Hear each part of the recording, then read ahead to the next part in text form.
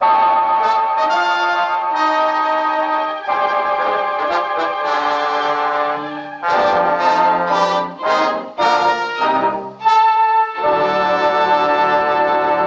New Adventures of Sherlock Holmes, starring Nigel Bruce as Dr. Watson and Tom Conway as Sherlock Holmes.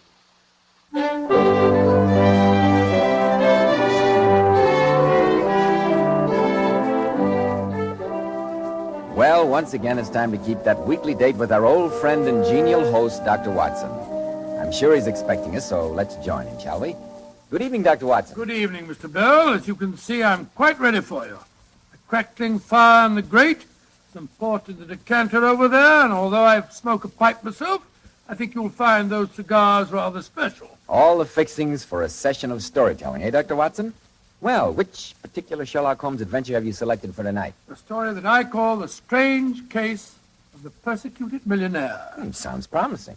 In some respects, my boy, I think it was one of the oddest adventures that we ever had. It was a case in which Sherlock Holmes narrowly prevented a shocking tragedy, and yet, at the conclusion of the affair, he appeared in a most unusual role, the role of a rather lean and elderly Cupid. This I've got to hear. Now, Dr. Watson, I want to hear about the strange case of the persecuted millionaire. Well, Mr. Bell, that adventure began in Baker Street on a gray November day at the turn of the century. Sherlock Holmes and I had just finished our lunch, I remember, and were sitting each side of a blazing fire, just like you and I are tonight.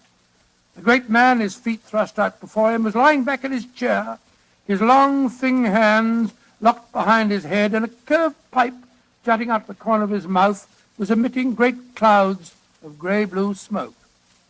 After a few moments, I noticed that he was gazing at my boots with very marked attention. But why Turkish, Watson? The boots are English. I got them at Latimer's in Oxford Street. And not the boots, the bath. Why the relaxing and expensive Turkish bath rather than the invigorating homemade article? Oh, because for the last few days I've been having some nasty twinges of rheumatism.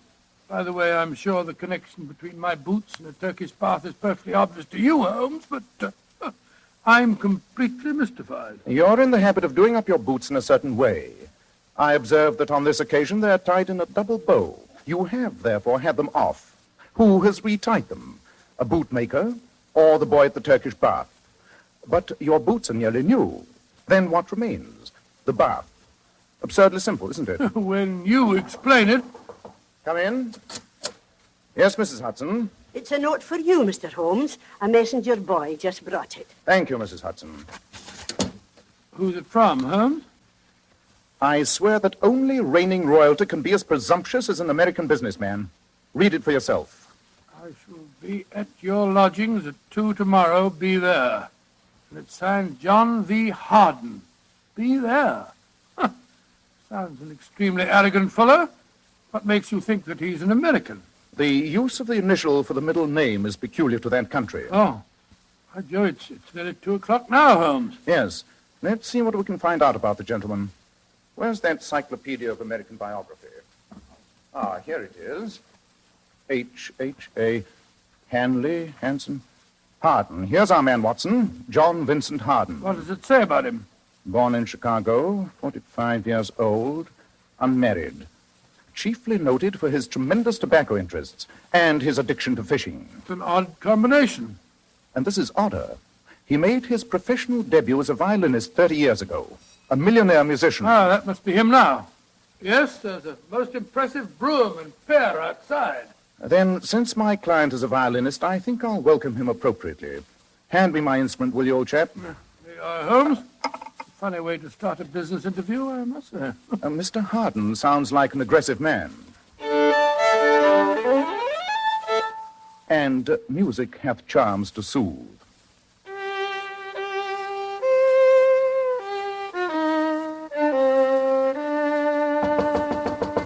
Come in. Mr. Harden to see you, sir. Thank you, Mrs. Hudson. Come in, Mr. Harden.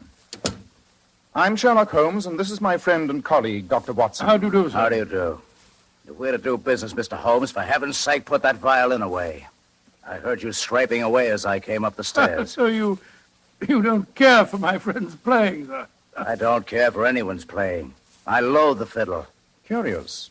I was under the impression Listen, that... Mr. Holmes, I haven't come here to discuss your musical impressions. I've come here to talk about my personal safety and my sanity. Then pray talk about it, Mr. Harden. I'm being persecuted. Somebody's trying to drive me crazy. Oh, really? Just what form does this persecution take, Mr. Harden? Yeah, it began about a month ago. My horse ran away in Rotten Row and threw me. Maybe it was an accident, maybe not. I've heard of burrs under saddles. And then, last night... Something else happened? Someone destroyed Methuselah. Methuselah? An old retainer of yours, Mr. Harden? Or a pet? No. Methuselah was the finest, largest, oldest tarpon ever caught. A stuffed fish? You asked Sherlock Holmes? Quiet, Watson. I'm sure that a great deal more lies behind this. Please continue, Mr. Harden. Everything was going fine, Mr. Holmes, until these persecutions started. Early this year, I bought a fine old house in Cavendish Place. I'm engaged to be married to Alicia Edwards, the Honorable Alicia Edwards. She's Lord Brentwood's daughter. My life was perfect until I began to get these notes. What sort of notes, Mr. Harden? They kept turning up in odd places. In my coat pockets, under my pillows at night. I found them on the upholstery of my carriage. You brought these notes with you? Of course. All in the same handwriting, and all the messages seem to have the same theme. Oh, what do they say, Holmes? The first one says, "You thought he had no one to avenge him, didn't you?" And this one says, "You murdered him, you will pay for it." And this is curious. "It will have blood. They say blood will have blood." That quotation is from Macbeth. Oh, then that means the note was written by an Englishman. Not necessarily, Watson. It's possible that they've heard of Shakespeare in America, you know. Oh, yes, I suppose they might have. Mr. Harden, all these messages threaten your death. Can you think of anyone who might wish to kill you? No, I can't. I've never hurt anyone, much less killed a person. The notes don't make any sense. Do you recognize the handwriting? I've never seen it before in my life. You mentioned that your prize tarpon was mutilated. What members of your household might have had the opportunity of performing that act of vandalism? 3 people. My secretary, Margaret Bates, Stephen, my brother, and my fiancée. They were all at the house last night. There seems to be a clear pattern to this case, Mr. Harden. I suggest that you return to your home and obtain for me samples of the handwriting of the 3 people you've mentioned. When I've examined those, I shall be in a better position to advise you in this matter.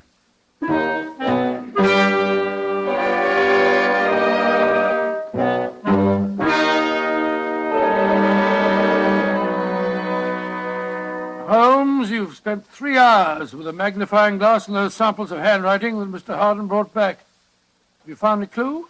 Nothing positive, Watson. It's quite curious. The handwriting of the threatening note seems to be that of a male with an American education. Oh, why do you say that? Observe this note. Who dies unavenged can never sleep with honor. You'll notice that honor is spelt without a U. That's the American way. Then that means that his fiancée didn't write him. She might have deliberately spelt it that way to remove suspicion from herself. No, I'm afraid these samples prove nothing. Then we're no nearer finding out who's responsible. Well, at least we've ruled out an obvious possibility. Come in. Yes, Mrs. Hudson. It's a telegram, Mr. Holmes. Thank you. Yes, sir. Better get your coat and hat, Watson. It's from Mr. Harden? Yes. He says, "A worse blow has fallen. Come at once."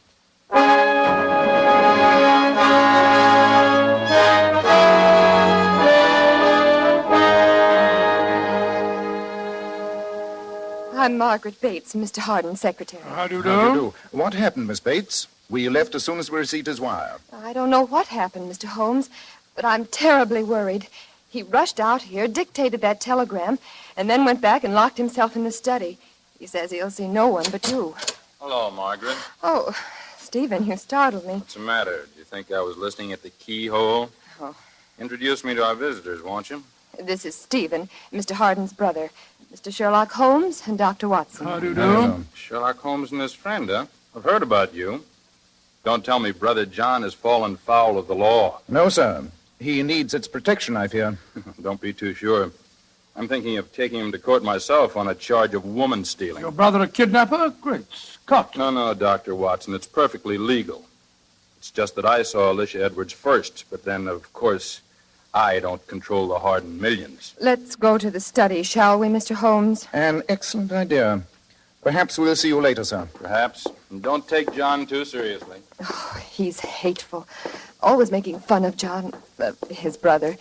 And yet Stephen's never done a day's work in his life.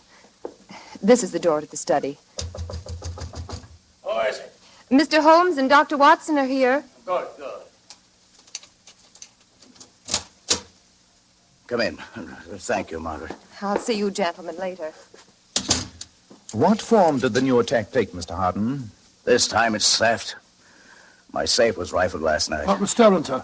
An extremely valuable document. It was the key to my agreement with the British Tobacco Trust. The loss of the paper will represent $1 million to me. But that isn't what upsets me most. Money I can afford to lose, but my sanity is more valuable. In the safe, I found another note, Holmes. May I see it, please? Here. The coffin is made, the funeral parlor is ready, the time is ripe. The croaking raven doth bellow for revenge. Good Lord, what a frightening message. And once again observe the odd combination of Shakespeare and American idiom. Funeral parlor is what we refer to as an undertaker's, and the croaking raven comes from Hamlet. Holmes, I'm not a weak man, but I'm frightened. You've got to protect me. I shall do my best, Mr. Harden. Who was here last night? My secretary, Margaret Bates, my fiancée. She went back to London this morning. I met your brother, Stephen, just now. I noticed that he was carrying a valise. Was he leaving the house or returning to it? Returning. He went out of town last night. Oh, then that rules him out. Not until we investigate his alibi, Watson. Mr. Harden, I'm a constant and thorough reader of the Times.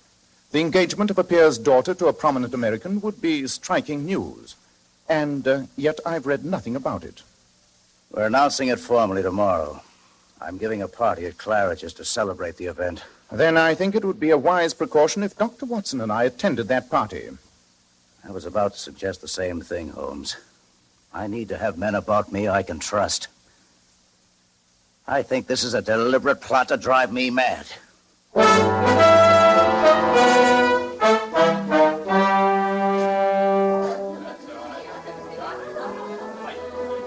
Holmes, Dr. Watson, I want you to meet my fiancée, Miss Alicia Edwards. Alicia, my dear, Yes, John. I want to introduce Mr. Sherlock Holmes and Dr. Watson. How do you How do do? you do? May I congratulate you on your engagement? Yes, indeed. A union between the old world and the new is an encouraging sign of the times. I wish you could convince Papa of that, Mr. Holmes. Whenever he meets John, he always behaves as if he expected him to be wearing feathers and carrying a scalping knife. Feathers and a knife. That's very funny. I don't find it so. Oh, I'm sorry, sir. Excuse me. I want to talk to the orchestra. Dear me, now I've upset John again. He's ridiculously sensitive. Americans are really rather touchy. And yet you're going to marry one? Papa's estates have eaten up a lot of money, and that's a commodity with which John seems well endowed. I think you understand me, Mr. Holmes. I'm sure I do. Personally, I may say that I'm always glad to meet an American. I'm one of those who believes that the folly of a monarch and the blundering of a minister in far-gone years should not now stand between two nations. Mr. Holmes, I find you pompous and dull. Goodbye. On my soul, what an unpleasant, heartless young woman. She's obviously marrying Harden for his money. Obviously. Though I don't think she has an aversion to all Americans. Oh? Why do you say that? She has been dancing with Mr. Harden's brother, Stephen, most of the evening. At this moment, he joined her at the door, and they're leaving together. Wait, Scott, you think that the... I don't understand for this. Hello? It's ridiculous. What's happening up there on the orchestra John platform? Harden, he's arguing with one of the violinists. A musician. I won't take any more of it. Look, he snatched the instrument out of his hand. Go on, get out of here. You're not fit to fiddle at an Irish wake. Out with you. The rest of you, go on, play. Holmes, he's behaving like a madman. He's rushing after the musician and brandishing the violin as if he's going to brain him with it. Yes, Watson. That quarrel with the violinist was not a totally sane act. If the anonymous correspondent's motive is to undermine Harden's reason, he may be succeeding. But who has a motive? Might be the brother, Stephen. He's obviously jealous of the girl, and he probably is next in line for the Harden millions. But I checked his alibi for last night. He was out of town. Stop the music! Stop playing! What the devil's wrong now? Holmes. Holmes, where are you? Here I am, Mr. Harden. Well, come with me at once. What's wrong, sir? It's Alicia. I found her in the corridor. She's been strangled.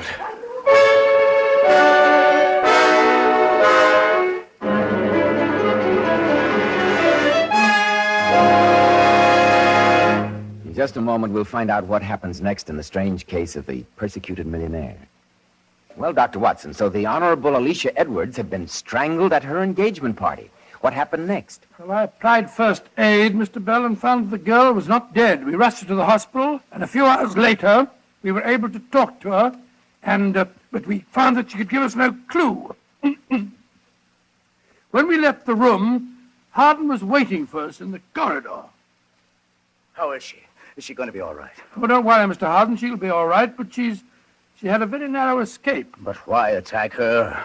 Why not me? The pattern becomes increasingly clear, Mr. Harden. Your enemy has struck at your fishing, your business, now at your fiancée. So every blow is at your wealth and position. And my sanity. Mr. Holmes, you've got to find out who's behind all this. On the occasion of the mutilation of the fish, 3 people had the opportunity. Your brother Stephen is clear on the second attack, and on this last one, I think we may reasonably assume that your fiancée did not strangle herself. Yes, I'll wager my medical reputation on that fact. And that means that only one person who was present on all 3 occasions was... No, you can't mean... Your secretary, Miss Bates? Where is she? In the waiting room. Splendid. Then Dr. Watson and I will take her back to Baker Street. I have an idea that she can be of invaluable help to us.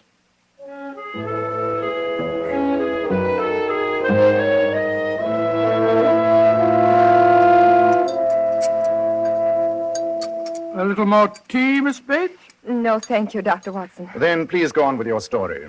As I was saying, Mr. Holmes, I've known John, Mr. Harden, all my life. My father was the Harden coachman. And as I grew up, I thought John Vincent Harden was the most wonderful man in the world. Well, I imagine that he was quite different then, my dear. Very different. He was young and romantic, and he loved music. He took violin lessons, and it turned out that he was a prodigy. I understand that he made his professional debut at the age of 13. Yes, Mr. Holmes. I was only a little girl then. But he used to tell me that he wasn't John Vincent Harden, the heir to the tobacco millions. He was Giovanni Vincenti, the great violinist. Giovanni Vincenti? Odd. Pray continue, Miss Bates. For 5 years, it seemed that he would be a great musician. Then, on his 18th birthday, his father gave him a lecture on his family obligations, told him that it was his duty to go into the business. John broke his violin across his knee, Mr. Holmes, and he's never played since. Miss Bates, I don't need to be a detective to deduce that you love him. Of course I do. Or at least, I love Giovanni Vincenti. And maybe he's still there. Somehow. Somewhere. Of course! I've been an idiot, a numbskull. What do you mean, Holmes? The case is solved. Come, Miss Bates. We must return to Mr. Harden as fast as we can. I only hope we're not too late.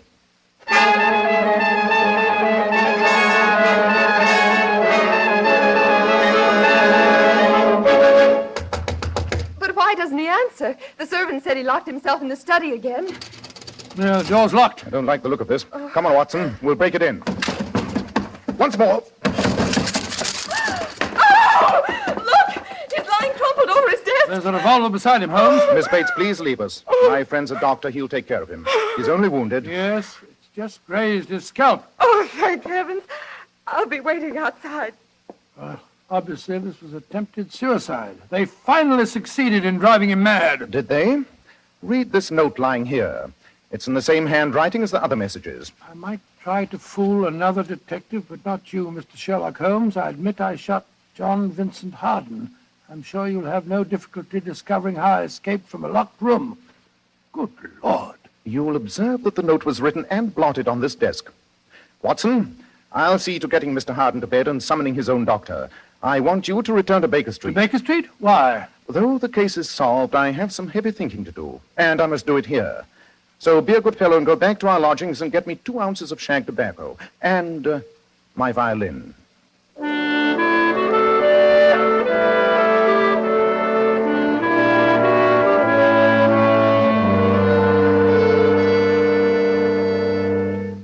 How are you feeling now, Mr. Harden? Weak, Holmes. But I'm all right. You still can't remember anything, sir? No, I felt half out of my mind since that attack was made on Alicia. They told me she'd be all right. I do faintly remember coming home from the hospital and locking myself in the study. Oh, the rest is a blank. What did happen, Mr. Holmes? I'll give you the complete answer very shortly, Mr. Harden. Come on, Watson. Very well. Try and rest, Mr. Harden. You've been through quite an ordeal. I'll try, Doctor. I'll try.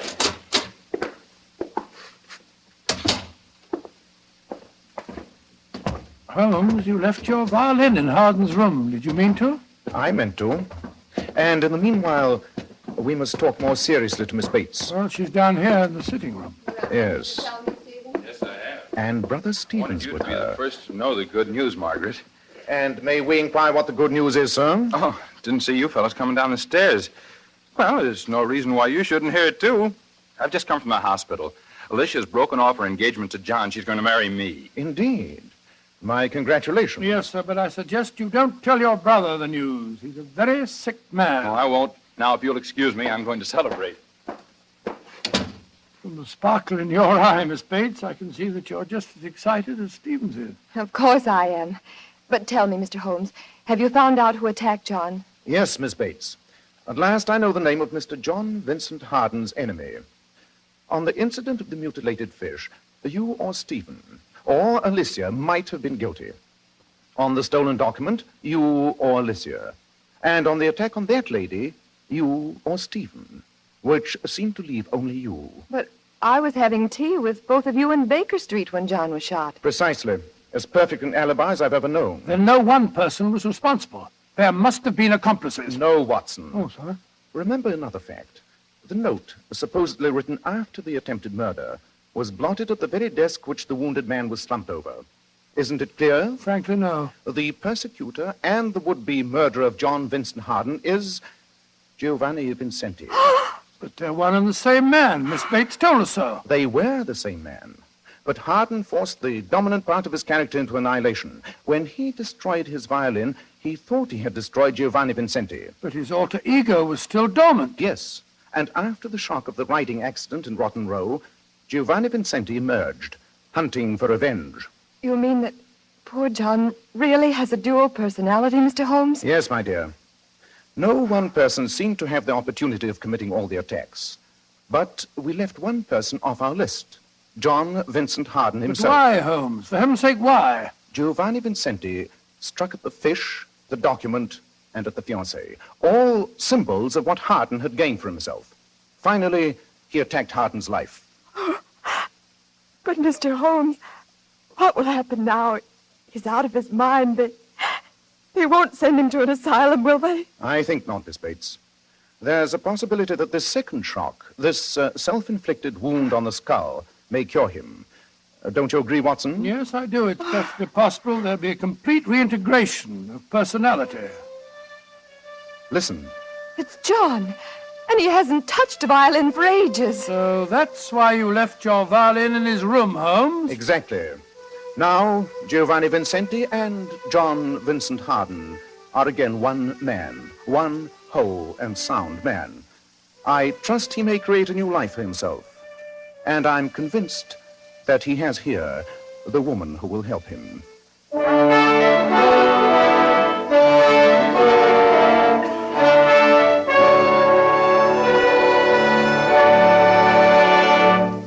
Now, Dr. Watson, what about next week? Well, now, let me see. Next week, I'll tell you about one of the most exciting adventures that Holmes and I ever had.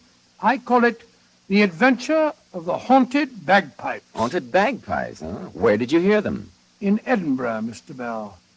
In the same room with 3 naked corpses.